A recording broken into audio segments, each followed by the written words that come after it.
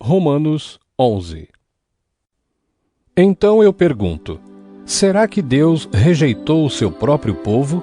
É claro que não. Eu mesmo sou israelita, descendente de Abraão e membro da tribo de Benjamim.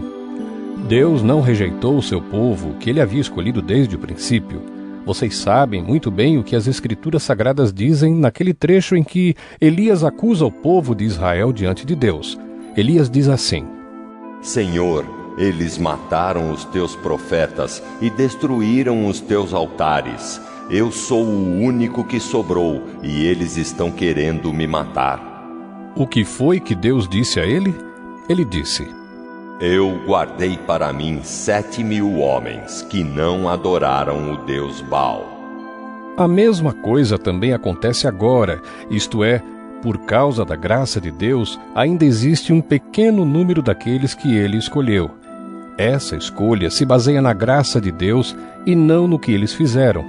Porque se a escolha de Deus se baseasse no que as pessoas fazem, então a sua graça não seria a verdadeira graça. E isso quer dizer que não foi o povo de Israel que encontrou o que estava procurando. Quem encontrou foi apenas um pequeno grupo que Deus escolheu. Os outros não quiseram ouvir o chamado de Deus. Como dizem as Escrituras Sagradas, Deus endureceu o coração e a mente deles.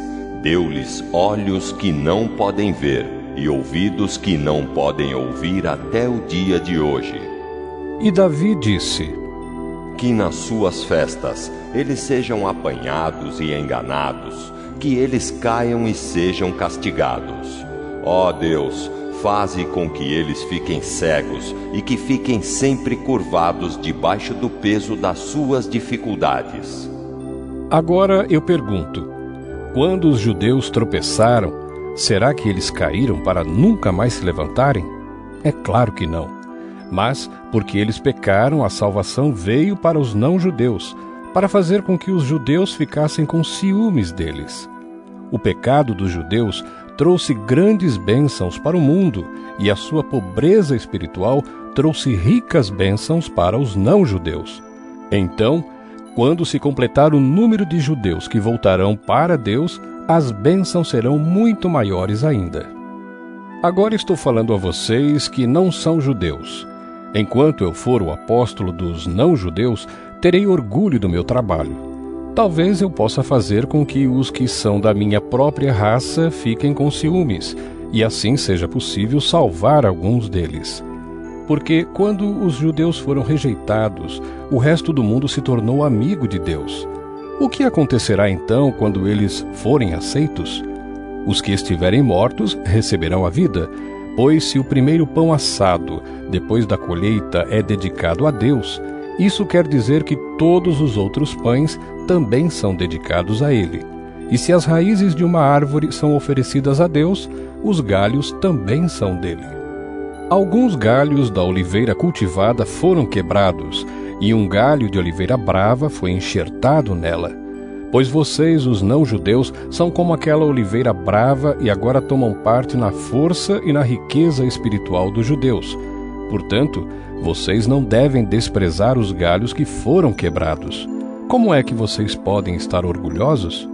Vocês são somente galhos. Não são vocês que sustentam a raiz. É a raiz que sustenta vocês. Porém, vocês dirão: sim, mas os galhos foram quebrados a fim de darem lugar para nós. Isso é verdade. Mas lembrem que eles foram quebrados porque não creram.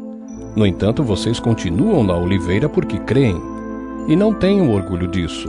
Pelo contrário, tenham medo. Se Deus não deixou de castigar os judeus, que são como galhos naturais, vocês acham que Ele vai deixar de castigar vocês? Vejam como Deus é bom e também é duro. Ele é duro para os que caíram e bom para vocês, se continuarem sempre confiando na bondade dele. Senão, vocês também serão cortados. E se os judeus abandonarem a sua descrença, serão enxertados na oliveira cultivada, pois Deus pode enxertá-los de novo. Vocês, os não-judeus, são como aquele galho de oliveira brava que foi cortado e enxertado contra a natureza na oliveira cultivada. Os judeus são como essa oliveira cultivada. Portanto, para Deus será muito mais fácil enxertar de novo na própria árvore deles esses galhos quebrados. Meus irmãos, quero que vocês conheçam uma verdade secreta para que não pensem que são muito sábios. A verdade é esta: a teimosia do povo de Israel não durará para sempre, mas somente até que o número completo de não-judeus venha para Deus. É assim que todo o povo de Israel será salvo, como dizem as Escrituras Sagradas: o Redentor virá de Sião e tirará toda a maldade dos descendentes de Jacó. Eu, o Senhor, farei esta aliança com eles, quando tirar os seus pecados.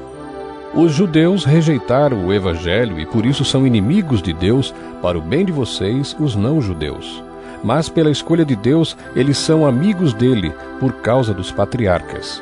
Porque Deus não muda de ideia a respeito de quem ele escolhe e abençoa.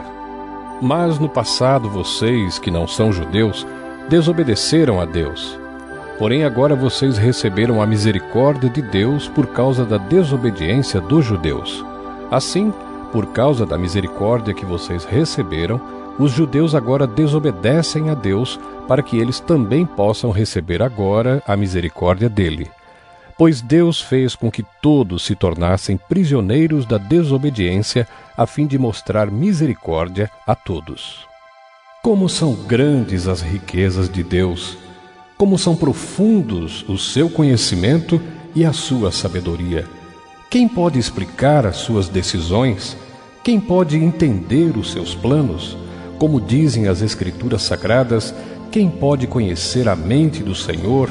Quem é capaz de lhe dar conselhos? Quem já deu alguma coisa a Deus para receber dele algum pagamento?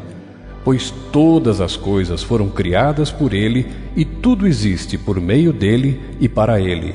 Glória a Deus para sempre. Amém.